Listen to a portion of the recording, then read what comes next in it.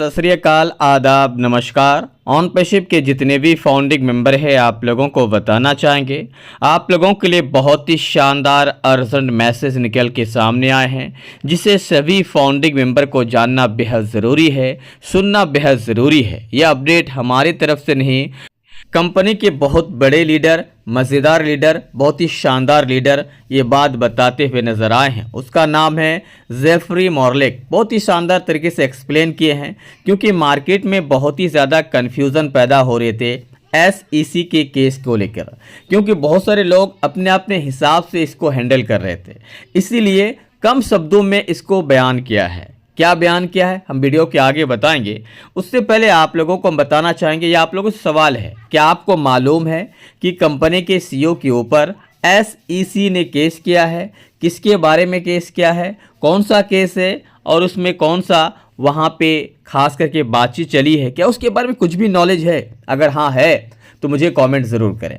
चलिए अब बात करें, तो उससे पहले आप लोगों से रिक्वेस्ट है कि चैनल को सब्सक्राइब नहीं किया तो सब्सक्राइब कर लीजिए, टेलीग्राम चैनल ज्वाइन नहीं किया तो ज्वाइन कर लीजिए, और सबसे बड़ी और सबसे ज़्यादा इंपॉर्टेंट बात कि फेसबुक पेज को फॉलो नहीं किया है तो फेसबुक पेज को फॉलो कर लीजिए। चलिए अब बात कर लेते हैं कि आखिरकार जेफरी मॉर्लेक ने जो बात बताए हैं SEC के केस के संदर्भ में, वो क्या बात बताए हैं। तो सबसे पहले हम आपको बता दें, वो मुझे लगता है कि हमारे इंडिया के जो एक यूट्यूबर हैं उनके वीडियो को कोट करते हुए कह रहे थे, क्योंकि उनकी थंबनेल के बारे में, वीडियो के लैंग्वेज के बारे में, उनकी जो पैराग्राफ उनके बारे में भी जिक्र कर रहे थे। इसके मतलब ये हुआ कि इंडिया के यूट्यूबर्स ने जो सवाल उठाए हैं खास करके उनके बारे में इंडिकेट करके कह रहे थे कि वो जो है अपने व्यूज़ बढ़ाने के लिए ऐसा कर रहे हैं। और साथ ही साथ वो कह रहे थे कि SEC का जो केस है वो केस है सिविल केस। कौन सा केस? ध्यान सुनिए, SEC का जो केस है वो सिविल केस है, और सिविल केस में जल्दी जेल नहीं होता।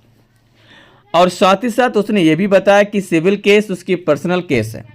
ये जो सिविल केस होते हैं, धोखाधड़ी से पैसा कमा गया, उनके जो हिसाब किताब है उनके संदर्भ में है, और जुर्माने में उनका जो केस है उस केस को लेकर जुर्माना प्रावधान है, जेल नहीं।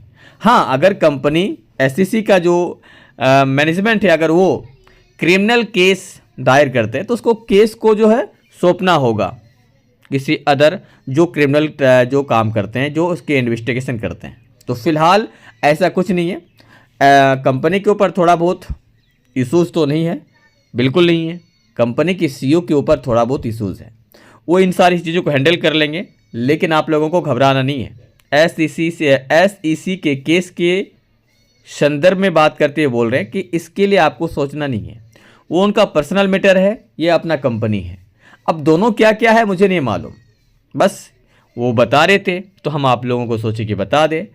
लेकिन मुझे तो एक बात इससे यह स्पष्ट होता है कि SEC का केस ख़त्म नहीं हुआ है, आगे क्या होगा इसके बारे में नहीं मालूम।